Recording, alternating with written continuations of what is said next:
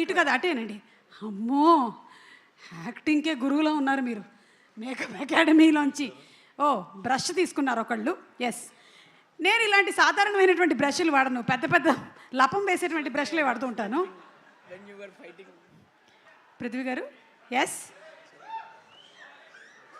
ఏంటంటే అది hair gel తీసుకున్నారా? ఓకే.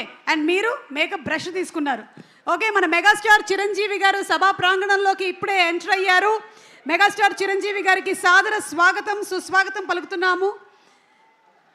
మెగాస్టార్ చిరంజీవి గారు పద్మ విభూషణ్ ఈరోజు మన లైలా మాస్ ఈవెంట్ ఇచ్చేస్తున్నటువంటి సందర్భంగా వారికి సాదర స్వాగతం పలుకుతున్నాము.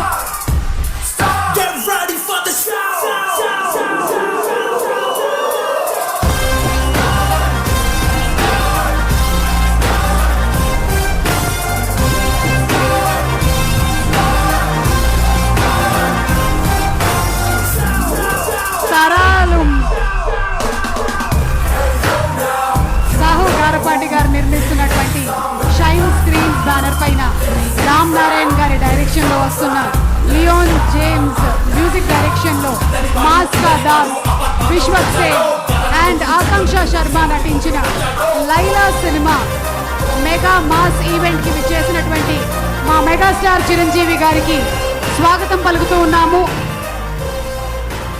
Very very hearty welcome. ప్రేక్షకుల హృదయాలే ఆయన చిరాస్తిగా స్వయం కృషే సూత్రంగా ఎదిగినటువంటి అందరివాడు పద్మ విభూషణుడు మెగాస్టార్ చిరంజీవి గారు.